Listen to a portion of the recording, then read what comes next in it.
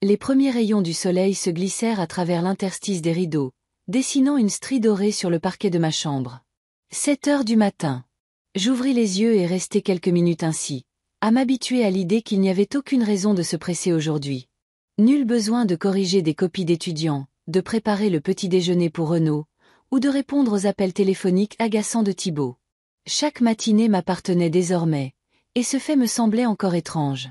Je m'appelle Cécile Harlow et dans 3 jours, j'aurai 66 ans. Depuis 2 ans, je vis seule dans une grande maison de la rue des Saules, la rue la plus prestigieuse de Neuilly-sur-Seine. La maison que Renaud et moi avons achetée il y a 27 ans, lorsque son imprimerie commençait à générer de sérieux bénéfices. Avec le recul, je réalise que c'était l'apogée de notre bonheur familial. Une nouvelle maison, Thibaut qui entrait à l'université, mon mari enfin reconnu pour ses années de dur labeur, et moi, enseignant avec bonheur la littérature américaine dans une université locale. Faisant glisser doucement mes pieds hors du lit, j'enfilai mes chaussons et passai le peignoir en soie que Renaud m'avait offert pour notre dernier anniversaire. La grande maison m'accueillit dans le silence.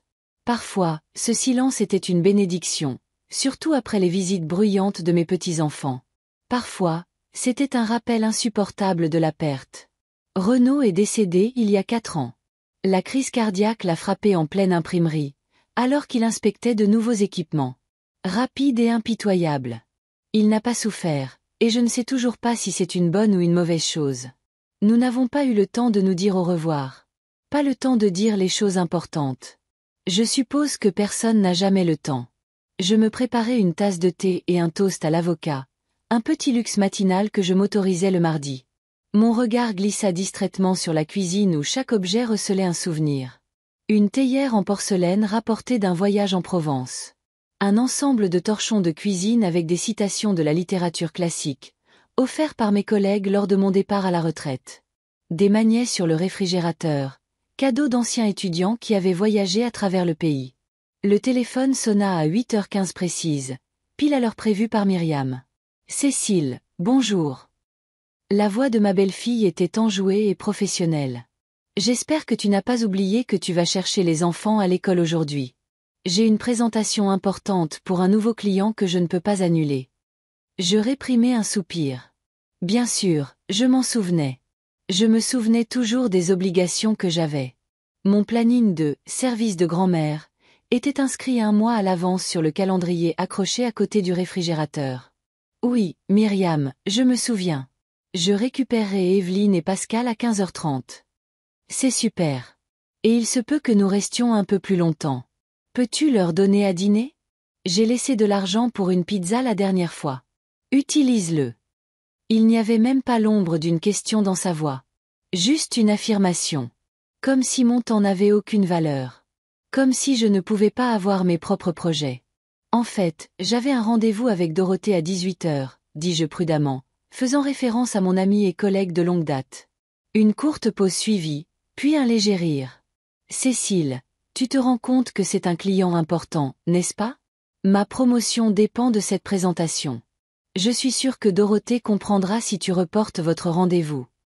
Je sentis les muscles de mon visage se contracter pour former un sourire poli que Myriam ne pouvait même pas voir.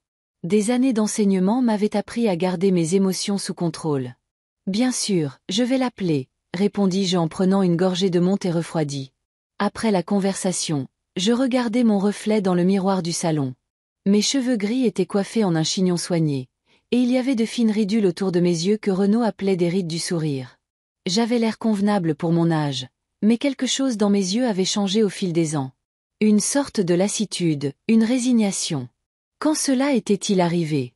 Quand étais-je passé de Cécile Harlow, une professeure de littérature d'une 30aine d'années, une femme avec ses propres ambitions et opinions, à une grand-mère commode, prête à s'adapter aux horaires des autres?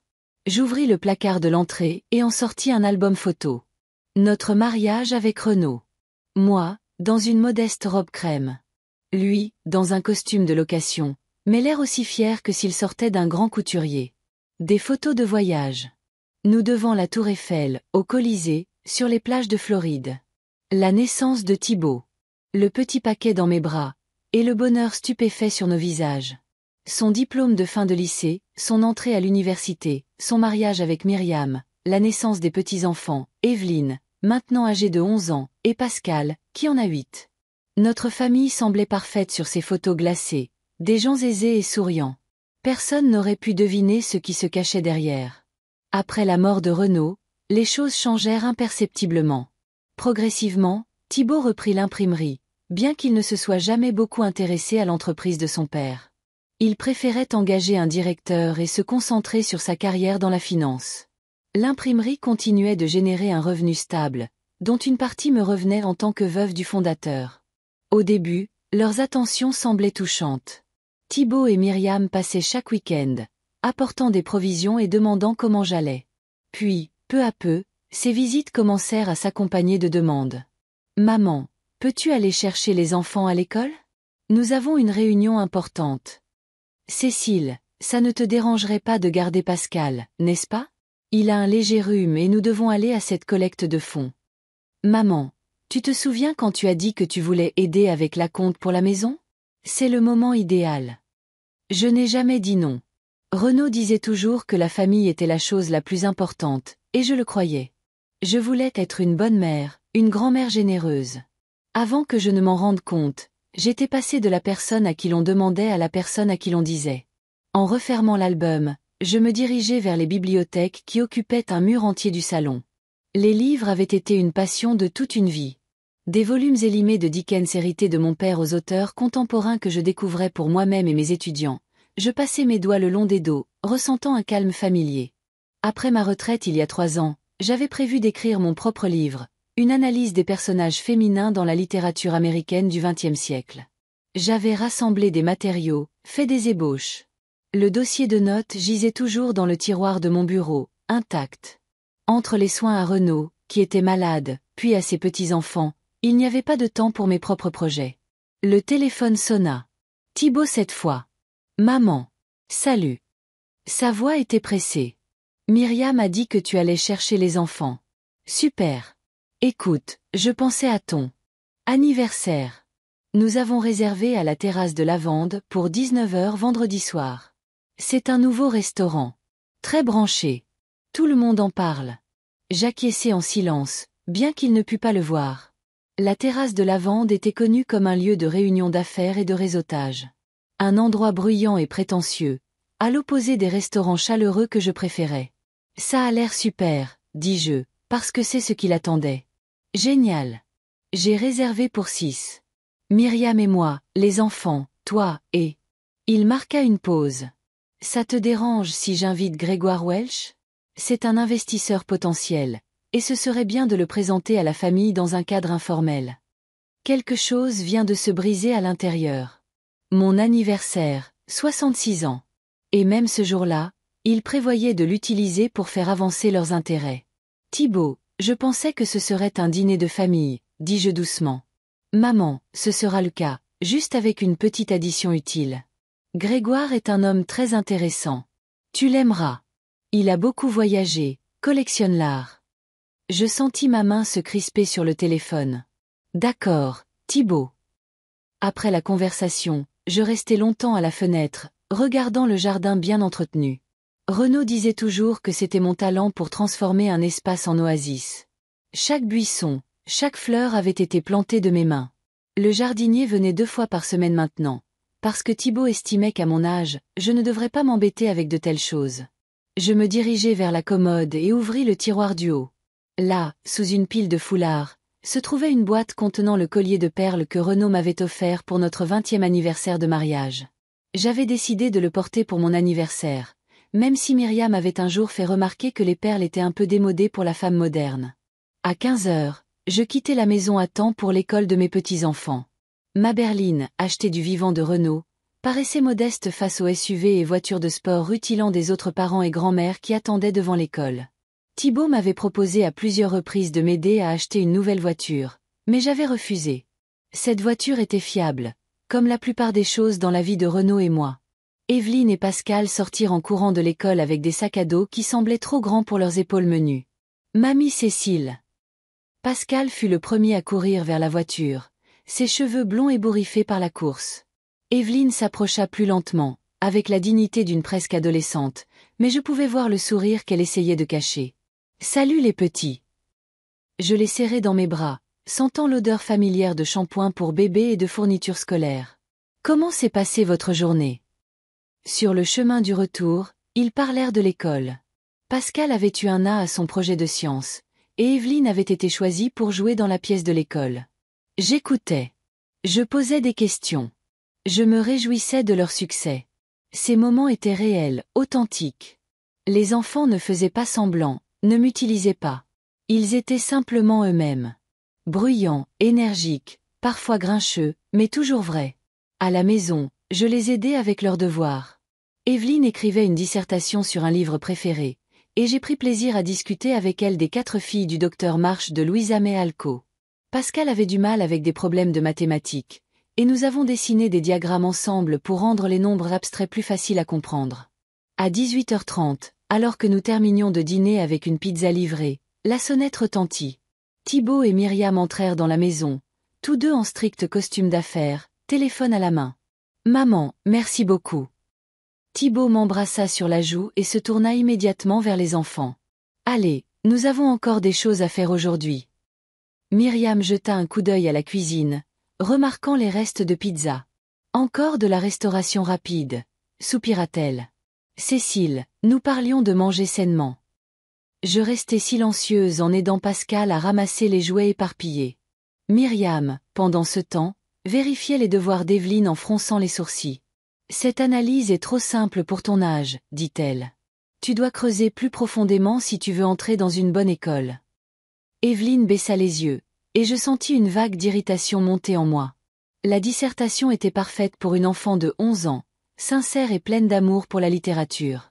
« Myriam, elle a fait un excellent travail, dis-je doucement. » Evelyne a saisi l'essence du livre, l'importance des liens familiaux et de l'indépendance féminine. Myriam haussa un sourcil, mais ne dit rien en continuant à ranger les affaires des enfants. Au moment de partir, Pascal me fit un gros câlin. « Mamie, on pourra faire ces cookies aux pépites de chocolat la prochaine fois, » murmura-t-il. Je souris et hochai la tête, ignorant le regard mécontent de Myriam. Après leur départ, je retournai à la maison silencieuse. J'appelai Dorothée, m'excusant d'annuler notre rendez-vous. Elle comprit. Elle était elle-même grand-mère de 3 petits-enfants. « Cécile, » dit-elle avant que nous ne nous disions au revoir. « N'oublie pas de penser à toi de temps en temps. Tu donnes trop de toi-même. » Je méditais ces paroles, assise dans le fauteuil du salon avec un livre non lu sur mes genoux. Quand avais-je fait quelque chose uniquement pour moi pour la dernière fois? Un voyage au Nouveau-Mexique il y a 2 ans pour voir l'exposition de Georgia O'Keeffe. Non, même alors, j'avais écourté le voyage parce que c'était l'anniversaire de Thibaut et Myriam et qu'ils voulaient que je fasse du babysitting. Le lendemain, je suis allée au centre commercial pour acheter une robe pour la fête d'anniversaire à venir. Dans la boutique, la vendeuse, une femme de mon âge, m'a aidé à choisir une élégante robe bleu marine à manches longues. Elle irait très bien avec des perles, a-t-elle fait remarquer. Et j'ai souri, en pensant à mon collier. En passant devant la librairie, je n'ai pas pu résister à l'envie d'entrer. L'odeur des livres neufs, la musique douce, les voix étouffées des clients, tout cela créait une atmosphère où je me sentais chez moi. J'ai acheté un nouveau roman d'un auteur que je voulais lire depuis longtemps et un recueil de poèmes de Marie Oliver. Le soir, devant une tasse de thé, j'ai ouvert le recueil à une page au hasard et j'ai lu « Dis-moi, que comptes-tu faire de ta seule vie, sauvage et précieuse ?» La phrase a résonné en moi avec une douleur inattendue. Que avais-je fait de ma vie ces dernières années? Attendre, m'adapter, devenir de plus en plus invisible. Le jeudi, la veille de mon anniversaire, Thibaut est passé après le travail. Il se montrait rarement seul, sans Myriam et les enfants. Et j'ai été surprise de le voir sur le pas de la porte. « Maman, tu as une minute ?» demanda-t-il en entrant dans le salon. « Il y a quelque chose d'important dont je veux discuter. » Je lui ai offert du thé, mais il a refusé. Il a juste pris un verre d'eau et s'est assis dans le fauteuil en face de moi. Thibaut avait l'air d'un homme qui a réussi à 42 ans, soigné, confiant, avec une légère touche de gris sur les tempes qui le faisaient ressembler à Renaud au même âge. « Maman, » commença-t-il, posant son verre sur la table basse. Myriam et moi en discutons depuis longtemps, et nous avons décidé que nous devions avoir une conversation sérieuse avec toi. Je me suis tendue, m'attendant à une conversation sur ma santé ou sur un éventuel déménagement dans une maison de retraite, un sujet que Myriam avait délicatement abordé à plusieurs reprises sous le couvert de l'inquiétude. « Le fait est, » continua Thibaut, en regardant non pas moi, mais par-dessus mon épaule. Cette maison est trop grande pour toi toute seule. 4 chambres, un immense jardin. C'est un souci et une dépense constants. J'ai attendu silencieusement la suite de la conversation, même si je savais déjà où elle menait. Myriam et moi avons pensé qu'il serait rationnel que tu nous donnes la maison. Evelyne et Pascal grandissent et ont besoin de plus d'espace. L'école ici est excellente, et nous t'aiderons à trouver quelque chose de compact et de confortable. Peut-être dans ce nouveau complexe de résidence pour personnes âgées. Il parlait vite, d'un ton professionnel, comme s'il proposait un marché mutuellement avantageux, et non comme s'il prenait ma maison, une maison pleine de souvenirs de chaque année passée avec Renaud, de chaque fête de famille, de chaque soirée tranquille avec un livre au coin du feu. Thibaut, dis-je lentement. C'est ma maison. Ton père et moi. Il plissa légèrement le nez, comme si je n'avais pas compris quelque chose d'évident. Maman, ce n'est qu'un bâtiment. Les souvenirs resteront avec toi. Pense Y logiquement. Pourquoi as-tu besoin d'autant de pièces? Tu passes la plupart de ton temps dans le salon et la chambre de toute façon, et c'est cher d'entretenir une maison. Je peux gérer les dépenses, ai-je argumenté. Les revenus de l'imprimerie et ma pension. Et cet argent pourrait être utilisé pour quelque chose de plus important, interrompit-il. Comme le fonds d'éducation d'Evelyne et Pascal. L'université coûte de plus en plus cher chaque année. J'ai senti quelque chose de froid et de lourd s'installer dans ma poitrine. Il parlait de ma maison, de mon argent, comme si cela lui appartenait déjà, comme si j'étais un inconvénient temporaire sur le chemin de l'héritage. Discutons-en plus tard, dis-je en me levant de mon fauteuil. Demain, c'est mon anniversaire, et je préférerais ne pas penser à de telles choses maintenant. Thibaut avait l'air mécontent, mais il a hoché la tête. Bien sûr, maman, pense Y, d'accord? C'est une décision sensée pour nous tous.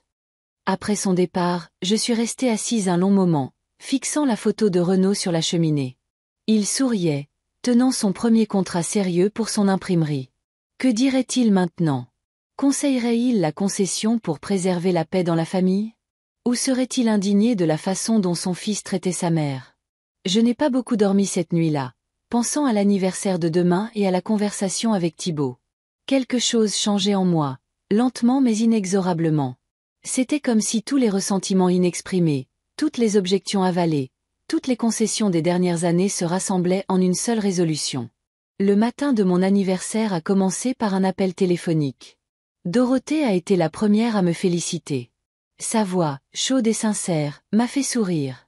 Cécile, joyeux anniversaire, ma chère. 66 ans, ce n'est qu'un chiffre. Tu es toujours la même fille qui se disputait autrefois avec le doyen sur la signification du symbolisme chez Faulkner. J'ai ri, me souvenant de ce vieil incident. Nous avons parlé pendant près d'1 heure de livres, de nos anciens emplois, de projets futurs. Dorothée s'était récemment inscrite à un cours d'aquarelle et insistait pour que je me joigne à elle. Il est temps de faire ce que j'ai toujours voulu faire, a-t-elle dit avant de dire au revoir. Le temps est précieux, Cécile. Après la conversation, je suis restée longtemps devant le miroir de ma chambre. La robe bleu foncé que j'avais achetée pour ce soir me seyait parfaitement. Je portais un collier de perles, un peu de parfum, le parfum préféré de Renaud, avec des notes de jasmin et de vanille. J'avais coiffé mes cheveux d'une manière simple mais élégante. Dans le reflet, j'ai vu une femme qui avait vécu une longue vie avec des joies et des pertes, avec de l'amour et des déceptions. Une femme qui se sentait encore forte et pleine de volonté. La journée s'est déroulée tranquillement. Quelques anciens collègues m'ont envoyé des messages de félicitations. Une voisine, Madame Laurent, est passée avec un gâteau au citron fait maison, petit mets avec 6 bougies, une pour chaque dizaine et une de plus pour la chance. Nous avons bu du thé ensemble, et ce simple moment de sincérité m'a réchauffé l'âme. Thibaut a appelé à midi, me rappelant le repas du soir. Sa voix semblait préoccupée. Il s'inquiétait de savoir si j'aurais le temps de me préparer, si je serais capable de trouver le restaurant, même si j'avais vécu à Neuilly toute ma vie d'adulte et que je connaissais la ville aussi bien que lui. Mieux vaut prendre un taxi, maman, a-t-il conseillé. Le stationnement pourrait être un problème là-bas. J'ai accepté, bien que je préférais conduire moi-même. C'était plus facile que de discuter. À 18h30, j'étais fin prête. J'ai hélé un taxi, comme Thibaut l'avait suggéré, même si la terrasse de Lavande n'était qu'à 15 minutes. Je me suis assise sur la banquette arrière et j'ai regardé les rues familières de Neuilly, la ville qui était devenue ma maison il y a 40 ans, lorsque Renaud et moi avions déménagé ici avec des rêves d'une vie meilleure. Le restaurant se trouvait dans un nouveau quartier d'affaires, un bâtiment en verre à la prétention architecturale sophistiquée. À l'intérieur, tout brillait d'un minimalisme moderne, murs blancs, détails chromés, plantes vertes et caisses géométriques. J'ai été immédiatement mal à l'aise avec la froideur de cet intérieur, mais j'ai essayé de garder une attitude positive. Après tout, c'était ma journée. Thibaut, Myriam et les enfants attendaient déjà à table. À côté d'eux était assis un homme d'âge moyen dans un costume impeccable. Apparemment, Grégoire Welch, l'investisseur potentiel. Maman. Thibaut s'est approché de moi, son sourire un peu crispé. Joyeux anniversaire. Il m'a serré dans ses bras. Et dans cette étreinte, je me suis sentie distante, comme s'il accomplissait un rituel obligatoire. Myriam s'est levée aussi et m'a fait la bise sur la joue, laissant une légère trace de rouge à lèvres chères. Cécile, tu es magnifique, a-t-elle dit avec le sourire professionnel d'une responsable des relations publiques. C'est une nouvelle robe. J'ai hoché la tête, notant pour moi-même qu'elle n'avait pas dit un mot sur mon anniversaire. Evelyne et Pascal étaient inhabituellement calmes, comme s'ils avaient été instruits à l'avance sur les règles de comportement. Seuls les yeux de Pascal brillaient d'une véritable curiosité enfantine lorsqu'il a remarqué la petite boîte cadeau dans ma main. J'avais préparé de petits souvenirs pour les enfants.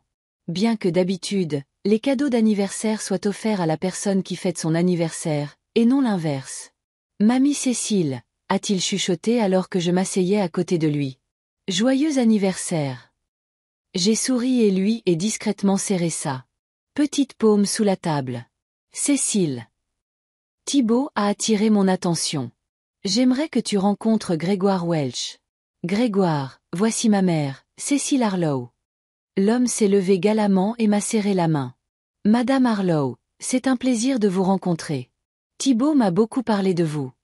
Sa poignée de main était ferme, son regard évaluateur, typique d'un homme d'affaires habitué à lire les gens rapidement. Que de bonnes choses, j'espère, ai-je répondu avec un léger sourire. Bien sûr. Grégoire s'est rassis, ajustant parfaitement les poignets de sa chemise. Il a mentionné que vous enseignez la littérature. Je dois admettre que c'était ma matière préférée à l'université. Je doutais de sa sincérité. Son ton avait l'habitude de dire ce que les gens voulaient entendre, mais j'ai joué le jeu, mentionnant plusieurs auteurs qui sont généralement inclus dans les programmes universitaires. Pendant que nous échangions des plaisanteries, le serveur a apporté les menus, des classeurs massifs avec des couvertures en cuir et un design minimaliste. Les prix étaient astronomiques, et je n'ai pas pu m'empêcher de penser à combien de bons livres on pourrait acheter pour le prix d'un seul steak. Tiens, j'ai commandé du champagne, a annoncé Thibaut alors qu'un deuxième serveur s'approchait avec un seau de glace dans une bouteille. Dom Pérignon, occasion spéciale. Le champagne a été versé dans des verres. Même les enfants ont eu un petit verre de boisson non alcoolisée pour pouvoir participer au toast à maman. Thibaut a levé son verre. Joyeux anniversaire. Je lui souhaite la santé et... Il a hésité un instant, et je pouvais presque le sentir chercher les mots justes. Que souhaiter à une veuve de 66 ans? Le bonheur, l'amour, de nouvelles réalisations. Tout cela semblait déplacé dans sa vision du monde où j'étais une vieille femme quittant la scène. Des jours sereins. A-t-il finalement terminé? Des jours sereins. Comme si j'avais déjà vécu ma vie, et qu'il ne me restait plus qu'à m'éteindre dans un fauteuil à bascule. Merci.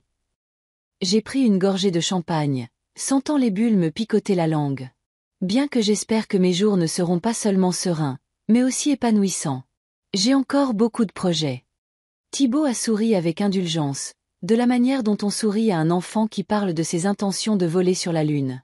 La conversation à table passait d'un sujet à l'autre, principalement grâce aux efforts de Myriam, qui savait comment entretenir la conversation dans n'importe quelle compagnie. Ils ont parlé des dernières nouvelles de la ville, de l'école des enfants, d'un nouveau restaurant prometteur qui avait ouvert dans le quartier des affaires. J'ai surtout écouté, répondant quand on s'adressait directement à moi. Grégoire a parlé de ses voyages en Asie, de sa collection d'art moderne, de ses nouvelles opportunités d'investissement. Thibaut a saisi chacun de ces mots, me jetant un coup d'œil de temps en temps comme pour vérifier si je faisais la bonne impression sur son partenaire potentiel. Quand les entrées sont arrivées, la conversation a insensiblement glissé vers les affaires. Thibaut et Grégoire discutaient d'un projet en utilisant un jargon professionnel qui me donnait mal à la tête. Myriam intervenait avec des commentaires occasionnels, montrant sa connaissance des affaires de son mari. Les enfants picoraient tranquillement leurs assiettes de plats élaborés, préférant clairement la pizza que nous avions eue hier. « Mamie », m'a chuchoté Pascal pendant que les adultes étaient absorbés par la discussion du marché immobilier. « Je t'ai dessiné une carte, mais maman a dit qu'on t'offrirait un vrai cadeau plus tard. » Je lui ai souri. « La carte que tu as dessinée est le vrai cadeau, le meilleur. » Son visage s'est illuminé, mais est immédiatement redevenu sérieux quand Myriam lui a lancé un regard d'avertissement. Entre les entrées et le plat principal, le serveur m'a apporté un petit gâteau avec une seule bougie, manifestement un hommage à la tradition de la part du restaurant. Thibaut a semblé légèrement agacé par cette violation de sa soirée soigneusement planifiée. « Nous avons commandé le dessert à la fin », a-t-il dit au serveur, qui s'est excusé et s'est empressé de partir, laissant le gâteau sur la table. « Souffle la bougie, mamie ?»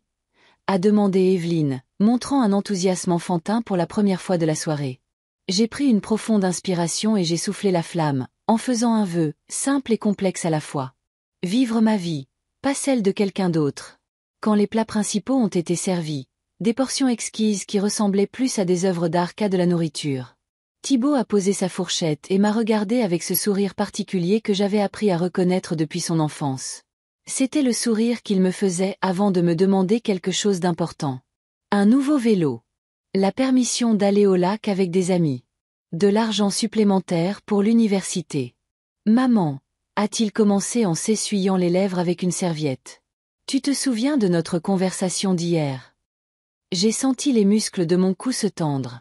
Alors, il avait décidé de continuer le sujet à la maison, ici même, en public, le jour de mon anniversaire. De toute évidence, la conversation avait été planifiée à l'avance, impliquant peut-être même Grégoire, qui pourrait donner des conseils professionnels en matière d'immobilier. Je me souviens, ai-je répondu discrètement. Je pense que ce serait un bon moment pour en discuter en famille, a poursuivi Thibaut, en jetant un coup d'œil à Myriam, qui lui a fait un léger signe de tête. Et avec Grégoire, qui a beaucoup d'expérience dans ces situations. Quel genre de situation, ai-je demandé, même si je savais exactement de quoi je parlais. Dans les situations où vous devez faire bon usage de l'immobilier, est intervenu Grégoire. Et il était clair pour moi que sa présence n'était pas un accident, surtout lorsqu'il s'agit de biens familiaux et de planification successorale. Héritage, c'était ça. Ce n'était pas seulement la maison, mais tout ce qui resterait derrière.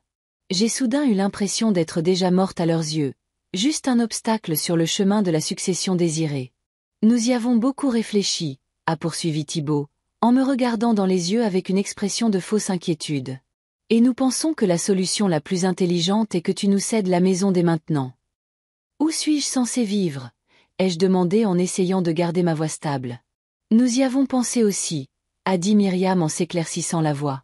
Il y a un magnifique complexe pour personnes âgées, appelé les terrasses ensoleillées. Il dispose d'excellentes installations, d'un personnel médical, de nombreuses activités pour votre âge. Pour votre âge? Cette phrase m'a transpercée comme un couteau. Je n'étais pas une vieille femme décrépite ayant besoin de soins constants. J'étais une femme bien portante, capable de prendre mes propres décisions concernant ma vie. Je n'ai pas besoin d'une maison de retraite, ai-je dit doucement mais fermement. Ce n'est pas une maison de retraite, maman. Thibaut a froncé les sourcils. C'est une résidence pour personnes âgées modernes. Beaucoup de gens qui réussissent à votre âge choisissent cette option. Et si je ne veux pas, alors vous pourriez envisager un petit appartement. Est intervenu Grégoire comme s'il avait le droit de participer à la discussion de ma vie. J'ai de superbes options dans de nouveaux complexes d'appartements, compacts, modernes, proches des centres commerciaux. Je l'ai regardé avec perplexité, qui lui avait donné le droit de me proposer un logement, qu'il avait invité à participer à cette conversation. Cécile, Myriam a posé sa main sur la mienne. Sa voix mielleuse, le même ton qu'elle utilisait pour les clients difficiles. Nous voulons tout ce qu'il y a de mieux pour toi. Une grande maison nécessite un entretien constant. Et à ton âge? À mon âge? Oui. J'ai terminé pour elle. Vous avez mentionné mon âge plusieurs fois ce soir. Il y a eu un silence gênant. Les enfants regardaient de moi à leurs parents, sentant la tension, mais ne comprenant pas pourquoi. Maman. Thibaut a changé de tactique, sa voix presque suppliante. Pense aux enfants. Ils ont besoin de plus d'espace pour se développer. Evelyne est une adolescente en devenir et elle a besoin d'une chambre séparée pour étudier. Pascal rêve d'un grand jardin pour jouer, et ta maison est parfaite pour une jeune famille. Qu'est-ce qui ne va pas avec votre maison actuelle, ai-je demandé, même si je connaissais la réponse. Leur maison de ville de 3 chambres dans un quartier branché était trop petite pour leurs ambitions croissantes. Ce n'est pas dans le bon quartier, a répondu Myriam. Les écoles là-bas ne sont pas les meilleures. Votre quartier offre d'excellentes opportunités éducatives. Je me suis souvenu de la façon dont ils avaient choisi cette maison de ville il y a 3 ans. À la mode, haut de gamme, à distance de marche des meilleurs restaurants de la ville. Ils ne se souciaient pas des écoles à l'époque. Et franchement, a ajouté Thibaut en baissant la voix. Financièrement, c'est ce qui a le plus de sens. Tu reçois ta pension et les revenus de l'imprimerie. C'est plus que suffisant pour une vie modeste, et entretenir une grande maison est une dépense inutile. Une vie modeste. Une autre phrase qui me définit comme quelqu'un dont les besoins et les désirs n'ont plus d'importance. Alors, vous voulez que je vous donne la maison que Renaud et moi avons achetée avec l'argent que j'ai gagné grâce à des années de dur labeur et que je déménage dans une maison compacte parce qu'à mon âge, je dois vivre une vie modeste, ai-je dit lentement, sentant quelque chose comme de la colère monter en moi, un sentiment que je n'avais pas ressenti depuis longtemps. Tu as tout faux. Thibaut avait l'air agacé. Nous proposons une solution pratique pour tout le monde. Ce sera plus facile pour toi, plus pratique pour nous. Et ma commodité, mes souhaits. Maman, sois raisonnable. Son ton est devenu condescendant. À ton âge, tu dois être pratique. La maison restera dans la famille. Simplement transmise à la génération suivante. N'est-ce pas ce que papa aurait voulu? La mention de Renaud a été la goutte d'eau. Je connaissais mon mari mieux que quiconque à cette table, et j'étais sûre qu'il n'approuverait jamais qu'on me traite de cette façon. Ne me dis pas ce que ton père aurait voulu. Ma voix était calme, mais il y avait une note d'acier dedans. Renaud voulait que je sois heureuse et que je vive pleinement ma vie jusqu'à mon dernier jour. Pas que j'existe dans un logement compact, en donnant tout ce que j'ai alors que je suis encore en vie. Cécile, tu es dramatique. Myriam est intervenue. Personne ne parle de tout donner. Nous ne parlons que d'une maison qui est trop grande pour une seule personne. Et après? Ai-je demandé. L'imprimerie, les économies? Quoi d'autre considérez-vous comme trop grand pour moi? Thibaut et Myriam ont échangé des regards rapides, et j'ai réalisé que j'avais touché la cible. La maison n'était que le début. Peut-être devrions-nous en discuter à la maison plutôt qu'au restaurant, a suggéré Thibaut, remarquant que les tables voisines commençaient à s'intéresser à notre conversation. Pourquoi reporter? Ai-je demandé. Vous avez spécifiquement choisi mon anniversaire pour cette conversation. Pensiez-vous que je ne pourrais pas dire non un jour comme celui-ci ou que la présence d'un étranger? J'ai fait un signe de tête à Grégoire qui avait l'air un peu embarrassé, me rendrait plus agréable. Maman, a prévenu Thibaut. Je ne vous donne pas la maison, ai-je dit fermement. Ni maintenant, ni plus tard. C'est ma maison et j'y vivrai aussi longtemps que je le voudrai. Il y a eu un lourd silence. Thibaut m'a regardé avec une irritation mal dissimulée. Myriam a gardé son sourire professionnel, mais il y avait une expression de mécontentement dans ses yeux. Grégoire étudiait avec diligence le contenu de son verre. Les enfants avaient l'air effrayés. Je suggère que nous mettions fin à cette conversation, ai-je finalement dit, en posant ma serviette de côté. C'est mon anniversaire, et j'aimerais le passer sans discuter de la façon de se débarrasser de moi et de mes biens. Personne ne veut se débarrasser de toi, maman, a commencé Thibaut. Mais j'ai levé la main pour l'arrêter. Dis non simplement, ai-je dit. Nous parlerons d'affaires une autre fois. Le reste du dîner s'est déroulé dans une atmosphère tendue. Thibaut et Myriam ont discuté d'un sujet neutre, ignorant soigneusement la gêne de la situation. Grégoire a maintenu la conversation poliment, bien qu'il se sentait clairement mal à l'aise. Les enfants étaient complètement silencieux, ne me lançant que des regards compatissants occasionnels. Quand le dessert est arrivé, un gâteau délicat décoré d'une feuille d'or. J'ai à peine pu en avaler une bouchée. Ma gorge était nouée et mon esprit était en proie à des pensées sur la façon dont, même le jour de mon anniversaire, je n'avais été rien de plus qu'un moyen pour une fin. La soirée a finalement pris fin. Thibaut a payé, refusant avec défi mon offre de partager l'addition. Nous sommes sortis où l'air frais du soir offrait un certain soulagement de l'atmosphère étouffante du restaurant. Je vais appeler un taxi, ai-je dit en sortant mon téléphone. Pas la peine. Nous te ramenons, a objecté Thibaut. C'est sur le chemin. Je préfère prendre un taxi, ai-je dit fermement. Je veux être seul un moment. Il a eu l'air offensé, mais n'a pas insisté. Myriam m'a dit au revoir froidement. Les enfants m'ont serré dans leurs bras, Pascal fermement. Evelyne, avec la maladresse d'une adolescente qui ne savait pas de quel côté elle était. On se voit ce week-end, a dit Thibaut une dernière fois. Et maman, je suis désolée si nous avons gâché ta soirée. Nous voulions bien faire. J'ai hoché la tête, ne faisant pas confiance à ma voix. Grégoire m'a serré la main en guise d'adieu. Son visage était un étrange mélange de sympathie et d'intérêt professionnel. Il calculait probablement déjà comment le conflit familial affecterait un accord potentiel. Le taxi est arrivé quelques minutes plus tard. Assise sur la banquette arrière, je fixais les lumières de la ville qui défilaient et je sentais la résolution monter en moi. Voulait-on ma maison ? Ne me voyait-on que comme une femme âgée dont les désirs et les besoins n'avaient pas d'importance ?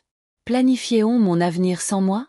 Eh bien, je leur montrerais que Cécile Harlow était encore capable de prendre ses propres décisions et de le faire sans mot ni drame. Silencieusement mais fermement. Alors que le taxi s'arrêtait devant ma maison, une grande et belle maison pleine de souvenirs. Je savais déjà exactement ce que j'allais faire demain. Et cette décision changerait non seulement ma vie, mais aussi la vie de ceux qui pensaient pouvoir la contrôler comme bon leur semblait. Le samedi matin m'accueillit avec une clarté de pensée inhabituelle.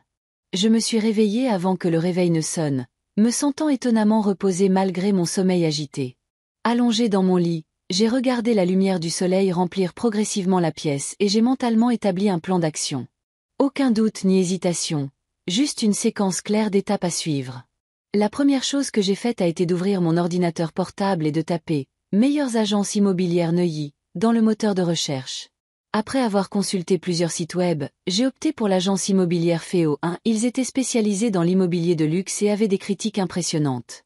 À 9 heures, lorsque le bureau a ouvert, j'ai appelé et pris rendez-vous pour une consultation avec Véronique Sullivan, une courtière expérimentée avec 20 ans d'expérience. Puis-je vous demander quel bien vous prévoyez de vendre ? A demandé la secrétaire d'une voix mélodieuse. Une maison à Neuilly-sur-Seine, rue des Saules, ai-je répondu. 2 étages, 4 chambres, 3 salles de bain, un terrain d'un demi-hectare. Il y a eu une pause intéressée à l'autre bout du fil. Madame Harlow, Véronique pourra vous voir aujourd'hui à 11 heures. Est-ce que cela vous convient ? J'ai accepté, réalisant que la réaction instantanée n'était pas tendue à ma courtoisie qu'à l'emplacement de la maison, l'un des quartiers les plus prestigieux de la ville. Après le petit déjeuner, je me suis préparée, choisissant un tailleur pantalon couleur sable, une tenue qui m'avait toujours donné confiance pour les réunions importantes à l'université. Je ne voulais pas ressembler à une gentille grand-mère que l'on pourrait facilement convaincre d'accepter des conditions défavorables. Le bureau de l'agence Féo était situé dans un bâtiment moderne en verre et en pierre dans le quartier des affaires. L'intérieur était impressionnant par son luxe discret. Sol en marbre, canapé en cuir, peinture d'artistes contemporains sur les murs. La réceptionniste, une jeune femme à la coiffure parfaite, m'a conduite dans le bureau de Véronique. Véronique Sullivan s'est avérée être une femme de mon âge, élégante, avec des cheveux argentés coupés courts et un regard pénétrant. Elle s'est levée de la table pour me serrer la main, et j'ai immédiatement senti que j'avais fait le bon choix. Madame Harlow, ravie de vous rencontrer. Veuillez vous asseoir. Elle m'a indiqué un fauteuil confortable en face de son bureau. Alors, vous voulez vendre la maison de la rue des Saules ? Puis-je vous demander pourquoi ? Je veux déménager au bord de la mer, ai-je répondu simplement. La maison est trop grande pour moi toute seule, et j'ai décidé de commencer un nouveau chapitre de ma vie. Véronique a hoché la tête avec compréhension, sans poser trop de questions. Son professionnalisme était évident dans le fait qu'elle est allée droit au but, sans essayer de fouiller dans mes motivations personnelles. Avez-vous des photos de la maison ? Ou peut-être pourrions-nous organiser une inspection bientôt. J'ai sorti un presse-papier de mon sac à main et lui ai montré les photos que j'avais prises avant de venir ici. Véronique a scruté chaque photo, posant parfois des questions spécifiques sur les réparations, les services publics et l'agencement. La maison est en excellent état, a-t-elle dit après avoir regardé toutes les photos. Et l'emplacement est parfait. Le quartier est très demandé, surtout par les familles avec des enfants d'âge scolaire en raison de sa proximité avec des écoles prestigieuses. J'ai hoché la tête, pensant que c'était l'un des arguments de Thibaut et Myriam. Quel prix prévoyez-vous de fixer ? Ai-je demandé. Véronique a tapoté pensivement ses longs ongles manucurés sur la table. Compte tenu du marché, de l'emplacement et de l'état de la maison, elle a cité un montant qui m'a fait hausser les sourcils. Le prix était bien plus élevé que ce à quoi je m'attendais. Vous êtes sûr? Ai-je demandé. N'est-ce pas un peu optimiste? Véronique a souri avec la légère condescendance d'une experte. Madame Harlow, les prix dans votre quartier ont augmenté de 30% au cours des 5 dernières années. De nombreuses familles sont prêtes à payer une prime pour avoir l'opportunité de vivre près des meilleures écoles. De plus, il n'y a pas beaucoup d'offres de cette qualité sur le marché en ce moment. Nous avons discuté des détails de la coopération, de la commission de l'agence, de la stratégie de vente et du calendrier prévu. Véronique a suggéré de ne pas organiser de visites publiques, mais de travailler directement avec des acheteurs potentiels présélectionnés. J'ai plusieurs clients qui recherchent une maison dans votre quartier depuis longtemps. Avec votre permission, je les contacterai aujourd'hui. J'ai hoché la tête, me sentant un peu étourdi par la vitesse à laquelle les événements se déroulaient. Hier, je n'avais pas prévu de vendre la maison, et aujourd'hui, je discutais déjà des détails de la transaction. Il y a encore une chose, ai-je dit en baissant la voix.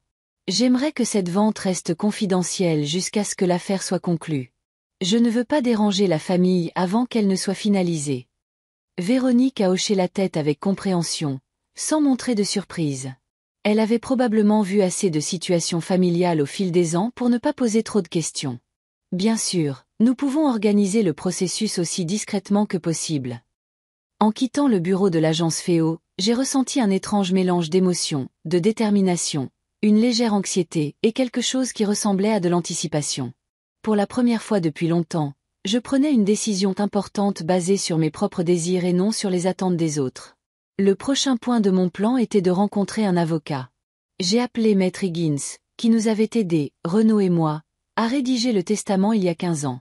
Sa secrétaire a d'abord dit que le prochain rendez-vous disponible n'était pas avant une semaine, mais quand j'ai mentionné mon nom et la nature de l'affaire, une heure a été trouvée cet après-midi-là à 14 heures.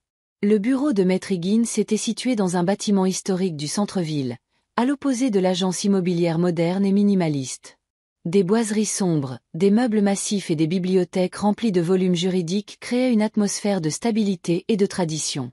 Maître Higgins lui-même, un grand homme dans la soixantaine avec des sourcils gris broussailleux et un regard pénétrant, m'a accueilli comme une vieille connaissance, même si nous ne nous étions pas vus depuis des années. « Cécile, ravi de vous voir », il a indiqué la chaise en face de son bureau. « Que puis-je faire pour vous ?»« Je dois changer mon testament », ai-je dit sans ambages, « et obtenir des conseils sur la disposition de mes biens. » Maître Higgins a hoché la tête, ne semblant pas surpris. « Que voulez-vous changer ?»« Exactement ? Tout, ai-je répondu. Je vends la maison, et je prévois de réviser considérablement la répartition de l'héritage. » Maintenant, il était vraiment surpris, mais il est rapidement revenu à une expression professionnelle. « Je comprends. Discutons des détails. » Pendant l'heure qui a suivi, nous avons soigneusement examiné chaque article de mon testament. Thibault et sa famille en étaient les principaux bénéficiaires. Ils devaient recevoir la maison, mes économies, ma part de l'imprimerie et tous mes biens personnels, à l'exception de quelques souvenirs légués à Dorothée et à quelques autres amis proches. J'avais maintenant décidé de changer radicalement cet arrangement. Je prévois de donner une grande partie du produit de la vente de la maison pour créer un fonds de bourse d'études pour les étudiants du département de littérature de l'université où j'ai enseigné. Une autre partie irait au soutien de la bibliothèque locale. Le reste serait divisé entre un portefeuille d'investissement pour subvenir à mes besoins et un fonds en fiducie pour mes petits-enfants, qui ne recevraient pas avant d'avoir atteint l'âge de 25 ans. « Et Thibault ?» a demandé Maître Higgins en prenant des notes. « Il possède pratiquement déjà l'imprimerie, » ai-je répondu. « Quant au reste, je lui laisserai un montant symbolique, suffisant pour que le testament ne puisse pas être contesté au motif que j'ai oublié mon fils. » Maître Higgins m'a regardé par-dessus ses lunettes. « Puis-je vous demander la raison d'un changement aussi radical ?» J'ai soupiré. Maître Higgins n'était pas seulement notre avocat. C'était un ami de Renaud et il méritait probablement quelques explications. « Hier, c'était mon anniversaire, ai-je commencé, et Thibault a choisi ce jour pour exiger ma maison, pas la demander, pas en discuter, l'exiger, comme si j'avais déjà survécu à mon utilité et que je devais tranquillement me retirer pour leur faire de la place. » Maître Higgins a froncé les sourcils, mais n'a rien dit, me laissant continuer. C'était la goutte d'eau. Pendant des années, J'ai été leur distributeur de billets et leur babysitter à la demande. Toujours disponible, toujours prête à aider, sacrifiant toujours mes projets pour leur convenance. Et jamais une personne avec ses propres désirs et le droit d'être respectée. Je me suis tue, sentant une vague d'amertume monter en moi au souvenir de toutes les fois où mes besoins avaient été ignorés, mes projets rejetés comme sans importance, m'ont jugé moins précieux que le leur. Renaud aurait donné beaucoup pour vivre jusqu'à mon âge. J'ai continué plus doucement. Et il parle de mes années restantes comme si j'avais déjà un pied dans la tombe. Je ne suis pas prête à supporter ça. Je ne suis pas prête à vivre la vie de quelqu'un d'autre. Maître Higgins a hoché la tête lentement, son regard s'adoucissant. Je comprends, Cécile. Et si je peux me permettre une observation personnelle, je soutiens pleinement votre décision. Renaud aurait été indigné qu'on vous traite de cette façon. Nous avons continué à travailler sur les documents. Maître Higgins m'a expliqué toutes les nuances juridiques liées à la modification d'un testament et à la mise en place de fonds en fiducie. Il m'a également conseillé de mettre à jour la procuration pour les décisions médicales, en désignant Dorothée plutôt que Thibaut comme personne responsable. J'aurai tous les documents nécessaires prêts pour lundi, a-t-il dit lorsque nous avons terminé. Pourrez-vous passer pour les signer? J'ai hoché la tête, me sentant étrangement soulagée, comme si j'avais soulevé un lourd poids de mes épaules que je portais depuis des années. Après mon rendez-vous avec Maître Higgins, je suis allée dans un café voisin pour une tasse de thé et pour rassembler mes pensées. Assise à la fenêtre donnant sur la rue animée, je pensais à mon nouveau projet de vie. Je devais décider où déménager après avoir vendu la maison. J'ai ouvert ma tablette et j'ai commencé à chercher des informations sur les villes côtières. La Rochelle a attiré mon attention. Une petite ville sur la côte atlantique, assez proche de Neuilly pour rendre visite à mes petits-enfants si je le souhaitais, mais assez loin pour commencer une nouvelle vie. En parcourant les annonces immobilières à La Rochelle, je suis tombée sur une photo qui m'a fait chavirer. C'était une petite maison de style victorien à 2 étages, peinte d'un bleu doux avec des garnitures blanches et un porche spacieux. Elle était située à quelques rues de la plage dans un quartier historique calme. La description mentionnait des parquets d'origine, une cuisine rénovée et un petit jardin bien entretenu. J'ai envoyé une demande à un agent immobilier local, en joignant un lien vers l'annonce. À ma grande surprise, une réponse est arrivée presque instantanément. Une femme nommée Bethany Rodriguez a proposé d'organiser une visite virtuelle de la maison le soir même ou une visite réelle n'importe quel jour qui me conviendrait. J'ai opté pour la visite virtuelle à 19 h, décidant que si la maison me plaisait, je me rendrais à La Rochelle dans les prochains jours. Quand je suis rentrée à la maison, j'ai trouvé un message de Véronique. Elle avait déjà contacté plusieurs acheteurs potentiels et 2 avaient exprimé un vif intérêt. Ils voulaient voir la maison bientôt. Quand serait-il pratique pour vous d'organiser une visite, a-t-elle demandé. J'ai réfléchi. Thibaut et Myriam passent généralement chez moi le dimanche pour déposer les enfants pour la journée ou les récupérer après un week-end passé chez leur grand-mère. Mais ce week-end, ils avaient prévu un voyage au country club. Myriam l'avait mentionné dans l'une de nos conversations. Demain de 10 h à 18 h, ai-je répondu. Cela laissait assez de temps pour quelques visites, et j'étais sûre que mon fils et ma belle-fille ne se présenteraient pas à l'improviste. Véronique a confirmé qu'elle organiserait 2 projections. La première à 11 h, la seconde à 14 h. Ce soir-là, à 19 h précises, je me suis connectée à un appel vidéo pour une visite virtuelle de la maison de La Rochelle. Bethany, une femme énergique d'âge moyen avec un sourire agréable, m'a montré pièce par pièce, répondant à toutes mes questions en détail. La maison était plus petite que ma maison actuelle, mais parfaite pour une personne. 2 chambres, 2 salles de bain, un salon spacieux avec une cheminée, une cuisine lumineuse avec une grande fenêtre donnant sur le jardin. Mais le principal trésor était la terrasse au 2e étage qui donnait sur la baie. Par temps clair, on peut voir les bateaux qui entrent dans le port, a dit Bethany en montrant la vue depuis la terrasse. Et les couchers de soleil sont magiques. Je sentais la confiance grandir en moi que c'était exactement ce que je cherchais. Un endroit pour commencer un nouveau chapitre de ma vie, loin des reproches et des exigences, loin du sentiment que je n'étais qu'un outil pour la commodité de quelqu'un d'autre. Le quartier est très calme, a poursuivi Bethany. La plupart des habitants sont des couples plus âgés et des créatifs. Il y a un charmant café à 2 rues d'ici où un club de lecture se réunit le soir. Un club de lecture. Je me souviens avoir rêvé de retourner à la lecture régulière et à la discussion de la littérature après ma retraite. Un autre rêve reporté en raison des demandes et des exigences sans fin de la famille. J'adore cette maison. ai-je dit à la fin de la visite virtuelle. J'aimerais venir la voir en personne dans les prochains jours. Bethany s'est illuminée. Bien sûr. Quand cela vous arrangerait-il? Nous nous sommes mis d'accord pour le mercredi et j'ai réservé une chambre dans un petit hôtel voisin, prévoyant de passer quelques jours à La Rochelle pour mieux connaître la ville. Après l'appel, je me suis assise dans un fauteuil près de la cheminée, mon endroit préféré pour réfléchir. Des souvenirs de la vie dans cette maison ont traversé mon esprit. Les années heureuses avec Renaud, l'éducation de Thibaut, les vacances en famille, les soirées tranquilles avec un livre. Mais en même temps, j'ai réalisé que les dernières années ici n'avaient pas été tant remplies de joie que du sentiment que je prenais la place de quelqu'un d'autre, une place que d'autres avaient déjà revendiquée. J'ai pensé à la façon dont ma relation avec mon fils avait changé depuis la mort de Renaud. Thibaut avait toujours été plus proche de son père. Il partageait un intérêt pour les affaires, le sport, les choses pratiques. Moi, d'un autre côté, j'étais plus contemplative, attirée par les livres, l'art, les idées. Renaud était capable d'équilibrer nos mondes, trouvant un terrain d'entente avec son fils pratique et sa femme rêveuse. Sans lui, le lien s'est progressivement amenuisé jusqu'à devenir une relation basée sur l'obligation et le profit. Peut-être que j'étais coupable de cela aussi. Cédant trop facilement, disant non trop rarement, mettant trop souvent les besoins des autres avant les miens. Les habituant à me voir non pas comme une personne mais comme une fonction, une grand-mère commode, une ressource financière, la gardienne d'une maison qu'ils considéraient déjà comme la leur. Maintenant, cela changeait.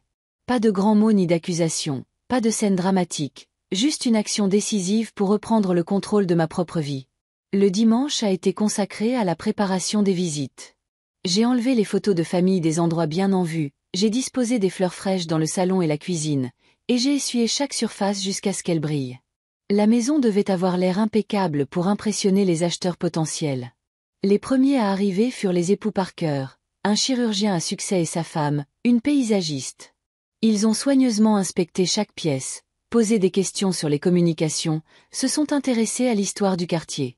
Ils ont été particulièrement impressionnés par le jardin, que j'ai créé et entretenu au fil des ans. On sent l'amour ici, a dit Madame Parker en regardant le parterre de roses vivaces. Chaque plante est à sa place. Tout est en harmonie. J'ai souri, touché par sa compréhension. Ce jardin était vraiment mon enfant, mon lieu de force et de paix. Les deuxièmes visiteurs étaient Mathieu et Daniel Le Forestier, un jeune couple avec 2 enfants d'un premier mariage. Ils cherchaient une maison spacieuse dans un bon quartier avec d'excellentes écoles.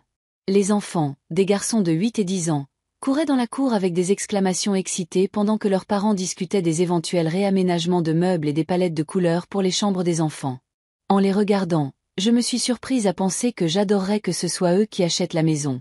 Il y avait une chaleur et un respect sincère dans leur attitude l'un envers l'autre et envers les enfants, quelque chose qui manquait cruellement dans la relation de Thibaut et Myriam. Après le départ du deuxième couple, Véronique est restée tard pour discuter des impressions des acheteurs potentiels. Les 2 familles sont très intéressées, a-t-elle dit. Je m'attends à avoir des offres concrètes d'ici demain. J'ai hoché la tête, me sentant étrangement calme. L'idée de vendre la maison m'avait semblé impensable il n'y a pas si longtemps, mais maintenant, cela me semblait juste. Libérateur. Dans la soirée, Thibaut a appelé. Sa voix était tendue. De toute évidence, il était toujours mécontent de notre conversation au restaurant, mais il a essayé de le cacher. « Maman, comment vas-tu » a-t-il demandé avec une fausse inquiétude. « Je vais bien, merci » ai-je répondu de manière neutre. « Écoute, à propos de cette conversation, Myriam et moi avons peut-être été trop directs. C'est juste que nous pensons vraiment que ce serait la meilleure solution pour tout le monde. » Je suis restée silencieuse, ne voulant pas revenir sur le sujet. « Quoi qu'il en soit, » a-t-il poursuivi après une pause. « Nous pensions commencer petit. Peut-être devrions-nous d'abord rénover la cuisine. Elle est un peu démodée, et si jamais tu décides de vendre la maison, une cuisine rénovée augmenterait sa valeur. » C'est ça. Ils planifiaient déjà des rénovations dans ma maison sans attendre que j'accepte de la leur céder. Tactique typique. Donner l'apparence de s'en soucier, mais en réalité, prendre progressivement le contrôle. Merci pour l'offre, Thibaut. Mais je suis parfaitement satisfaite de ma cuisine, ai-je dit calmement. Maman, tu ne comprends pas. Il a commencé avec ce ton particulier qu'il utilisait quand il pensait savoir mieux. Les consommateurs d'aujourd'hui sont très exigeants en matière de cuisine. Comptoir en granit, Nouveaux appareils électroménagers, un îlot au milieu. C'est ce qui est à la mode en ce moment. Je ne prévois pas de vendre la maison de sitôt. J'ai menti, ne ressentant qu'une légère pointe de conscience. Il n'est donc pas nécessaire que je suive les tendances immobilières. Il y a eu une pause tendue à l'autre bout du fil. D'accord, a-t-il finalement dit avec une irritation mal dissimulée. Comme tu veux, mais garde à l'esprit que nous sommes prêts à aider quand tu changeras d'avis. Quand, pas si. Il était sûr d'obtenir ce qu'il voulait tôt ou tard. Après la conversation, je suis restée assise en silence pendant un long moment, regardant ma cuisine démodée, spacieuse, confortable avec des armoires en bois que Renaud et moi avions choisies ensemble. Un large rebord de fenêtre où je cultivais des herbes aromatiques et une collection de tasses en céramique que j'avais collectionnées au fil des ans de voyage. Chaque objet ici avait une histoire. Chaque coin recelait des souvenirs. Et il voulait remplacer tout cela par des surfaces en granit sans âme et des appareils électroménagers sophistiqués pour correspondre à l'idée de quelqu'un d'autre des tendances modernes. Le lundi matin, le grand événement a commencé dès le début. Véronique a appelé pour signaler que les deux familles qui avaient visité la maison avaient fait des offres et que les deux étaient supérieures au prix demandé initial. Elles sont prêtes à négocier, a-t-elle dit avec une satisfaction mal dissimulée. Je pense que nous pouvons obtenir des conditions encore meilleures si nous leur donnons une chance d'améliorer leurs offres. J'ai approuvé sa stratégie, demandant seulement de noter que la famille Le Forestier m'avait fait une impression particulièrement favorable. Je suis ensuite allé au bureau de Maître Higgins pour signer le Nouveau Testament et les documents de fiducie. Lorsque toutes les formalités ont été accomplies, il m'a serré la main avec un respect sincère. « Cécile, j'admire votre détermination », a-t-il dit. « Tout le monde n'est pas capable de commencer une nouvelle vie à ce stade. » J'ai souri, appréciant sa délicatesse. « Merci, Maître Higgins. Je pense que Renaud approuverait ma décision. Il le ferait certainement. » Il a hoché la tête. Il disait toujours que votre capacité à voir des opportunités là où les autres ne voyaient que des obstacles était l'une des qualités qu'il appréciait le plus en vous. Ces mots m'ont réchauffé l'âme, un rappel qu'il y avait eu un homme qui me voyait et m'appréciait pour qui j'étais. La Rochelle m'a accueilli avec du soleil et une brise salée de la baie. La voiture avec mes affaires n'était pas attendue avant le soir, alors je me tenais sur le porche de ma nouvelle maison avec rien d'autre qu'une petite valise et un sac contenant mes livres les plus précieux, des photos et quelques souvenirs. La maison victorienne bleue ressemblait exactement à ce dont je me souvenais de ma visite une semaine auparavant. Murs bleu doux, garniture blanche, une large véranda avec des chaises en osier, un petit jardin bien entretenu avec des lauriers roses et du romarin. 2 étages, 3 chambres, une au rez-de-chaussée et 2 à l'étage. Un salon spacieux avec 2 hauts plafonds, une cuisine lumineuse avec une fenêtre donnant sur le jardin, et l'attraction principale, une terrasse au 2e étage donnant sur le golfe de Gascogne. J'ai sorti mes clés, de lourdes clés à l'ancienne, et j'ai ouvert la porte d'entrée. La maison sentait la peinture fraîche, le vernis au citron et un peu la mer. Bethany, mon agent immobilier, s'était occupé de tout.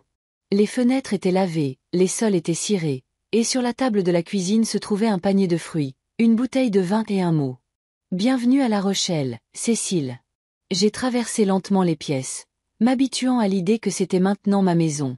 Elle était beaucoup plus petite que le manoir de Neuilly, mais chaque coin semblait confortable et plein de caractère. Les parquets d'origine, les luminaires vintage, les bibliothèques encastrées dans le salon. Les événements des dernières semaines s'étaient déroulés à une vitesse vertigineuse. La maison de Neuilly a été vendue à la famille Le Forestier, comme je l'avais espéré. Ils ont offert le meilleur prix et, plus important encore, ont vraiment aimé la maison au premier regard. Mathieu et Daniel ont promis de garder la roseraie que j'avais si longtemps et amoureusement créée. Thibaut ne savait toujours rien de la vente. J'avais désigné mon avocat comme personne de contact pour toutes les formalités, et j'étais partie en courtes vacances dès que le contrat préliminaire avait été signé. Mon téléphone était éteint la plupart du temps. J'ai attribué cela à une mauvaise connexion sur le lieu de vacances. En fait, j'étais activement engagée dans la recherche et l'aménagement d'une nouvelle maison, faisant les papiers, organisant le déménagement. Je ne voulais pas que Thibaut ou Myriam m'empêchent de faire ce pas décisif. Je suis montée par l'escalier en bois au 2e étage et je suis sortie sur la terrasse. La vue était à couper le souffle.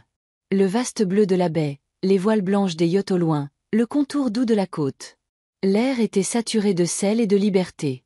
J'ai inspiré profondément, sentant la tension des dernières semaines, où étaient ceux des années, commencer à se relâcher.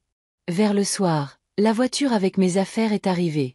Je n'avais pas emporté grand-chose avec moi, principalement des livres, des peintures et quelques meubles qui avaient une signification particulière pour moi. Le fauteuil dans lequel Renaud aimait s'asseoir, mon bureau, l'horloge ancienne que j'avais reçue de ma grand-mère. Le reste a été soit laissé au nouveau propriétaire de la maison, soit vendu aux enchères, le produit de la vente s'ajoutant à mon portefeuille d'investissement. Les déménageurs ont tout déplacé dans la maison rapidement et proprement, disposant les gros articles selon mes instructions. Quand ils sont partis, j'étais seule dans la maison à moitié meublée, entourée de boîtes et de nouvelles possibilités. La fatigue est venue soudainement. J'avais vécu sur l'adrénaline ces dernières semaines, passant d'une tâche à l'autre. Maintenant que les principaux tracas étaient derrière moi, mon corps me rappelait mon âge. J'ai décidé de ne pas déballer aujourd'hui. Au lieu de cela, j'ai ouvert la bouteille de vin que Bethany avait laissée. J'ai versé un verre et je suis sortie sur la terrasse pour regarder le coucher de soleil. Le ciel se teintait de toutes les nuances de rose et d'orange, se reflétant dans l'eau calme de la baie. J'ai levé mon verre dans un toast silencieux à un nouveau départ, à la liberté, à l'opportunité de vivre mes années restantes comme je le voulais, pas comme quelqu'un d'autre. La matinée a commencé par le chant des oiseaux et le bruit des vagues. Je me suis réveillée dans une chambre inconnue, sur un lit inconnu, et pendant un instant, j'ai été confuse. Puis je me suis souvenue que c'était ma nouvelle maison, ma nouvelle vie. Le sentiment était étrange, un mélange d'excitation, de nostalgie et de quelque chose qui ressemblait à la joie d'un enfant avant une aventure. J'ai préparé du café dans la cuisine encore inhabitée, et je suis sortie sur la véranda avec une tasse. La Rochelle matinale était pleine de vie. Des voisins promenaient leurs chiens. Des athlètes faisaient leur jogging, des cyclistes passaient. Quelques passants m'ont fait un signe amical, même si nous étions des étrangers. Il y avait quelque chose de réconfortant dans cette simple courtoisie, comme si la ville m'accueillait dans sa communauté. J'ai décidé de commencer la journée par une promenade dans le quartier. J'ai mis une robe légère, un chapeau de paille, une protection contre le soleil du sud, et je suis partie explorer mon nouveau quartier. Le quartier historique de La Rochelle s'est avéré être un endroit charmant. Des rues étroites avec des maisons victoriennes, des petits magasins, des cafés avec des terrasses.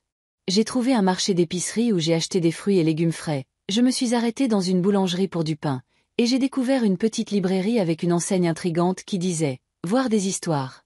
Le propriétaire, une femme énergique dans la soixantaine avec une coupe de cheveux courte et des perles de couleurs vives, s'est présentée comme étant Éléonore. « Vous êtes nouvelle ici ?» a-t-elle demandé, en emballant un livre que j'avais choisi d'un auteur local sur l'histoire de La Rochelle. « Oui, je viens d'emménager hier », ai-je répondu. J'ai acheté une maison dans la rue de la Lavande, une victorienne bleue. Éléonore s'est animée. Je connais cette maison. Elle était vide depuis quelques mois après que Grace a déménagé plus près des enfants à Austin.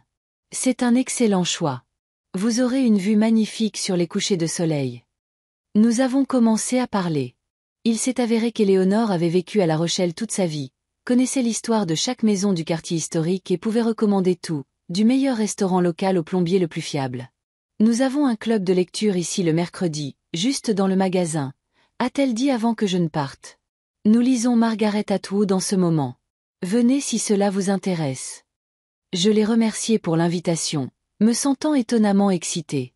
Un club de lecture. Combien de fois avais-je rêvé d'en rejoindre un à Neuilly, mais il y avait toujours des choses plus importantes à faire. Aider Thibaut avec les enfants, préparer le dîner pour leurs invités, faire les courses pour Myriam.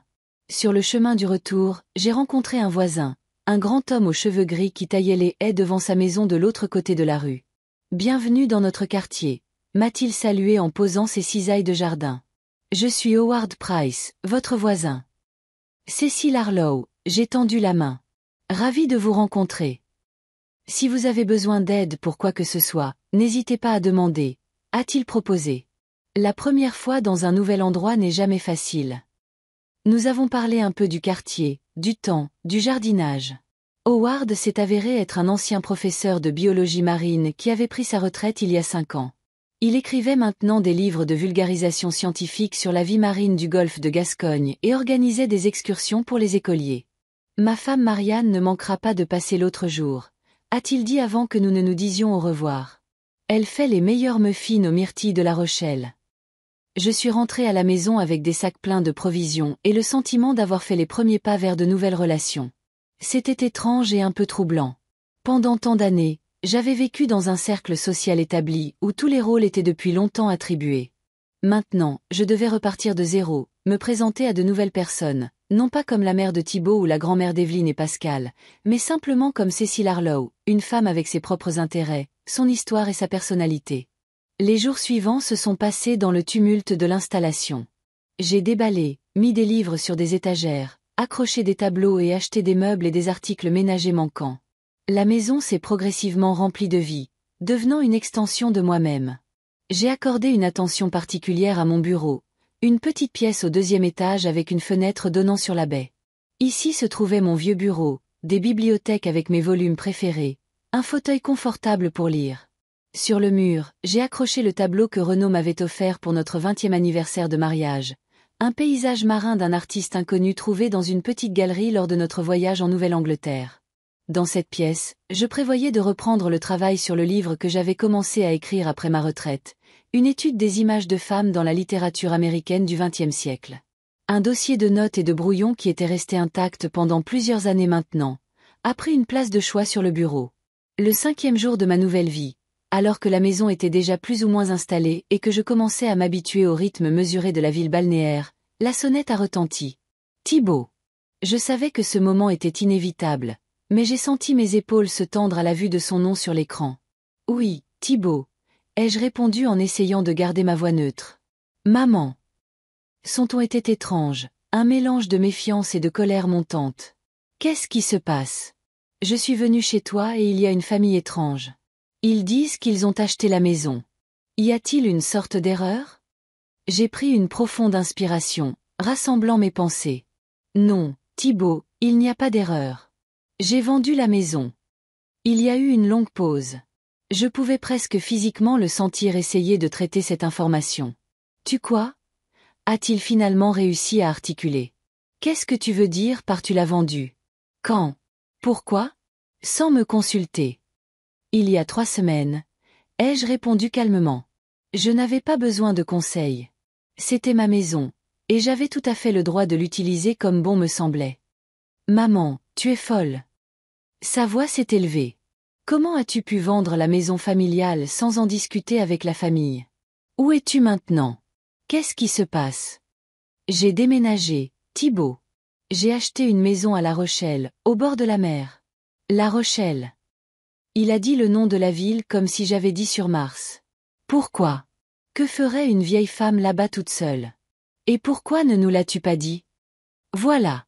Vieille femme. Voilà encore. La définition qui est censée expliquer pourquoi je n'ai pas le droit de prendre mes propres décisions. Parce que c'est ma décision, Thibaut, ai-je dit fermement. Je n'ai pas à être d'accord avec vous sur où et comment je dois vivre. Mais nous en avons parlé. Il semblait sincèrement indigné. Nous avons discuté du fait que la maison était trop grande pour toi, que tu avais besoin de quelque chose de plus compact.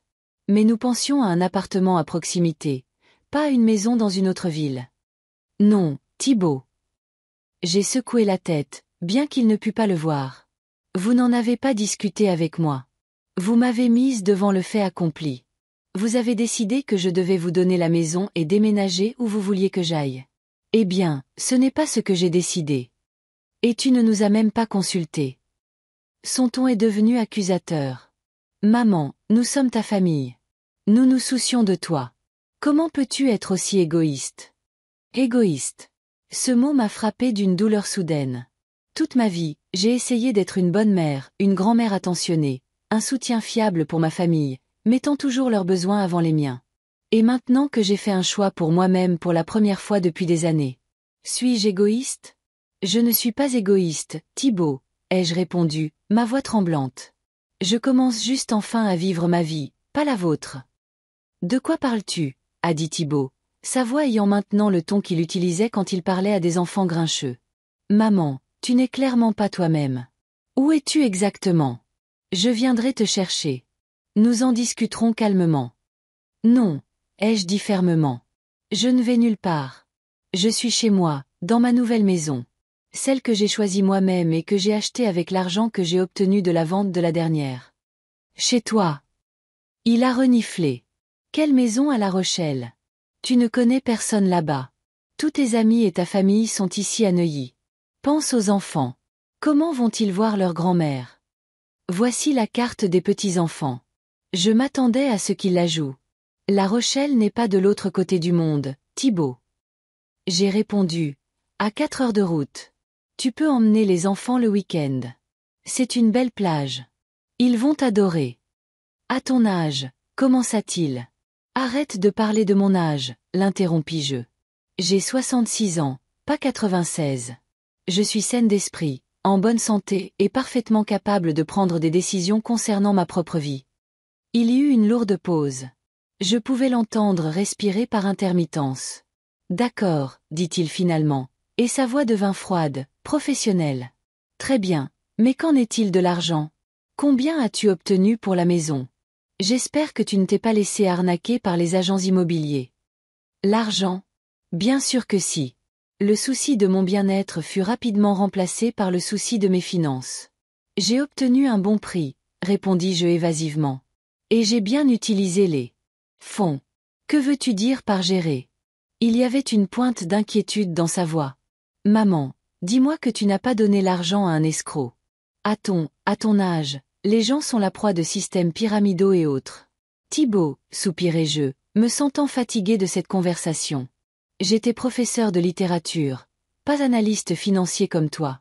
Mais cela ne veut pas dire que je suis naïve ou stupide. J'ai consulté des professionnels et j'ai investi dans des actifs sûrs. Une partie de l'argent a servi à acheter une nouvelle maison, une autre à des œuvres de charité, et le reste me assurera une vie confortable. Charité.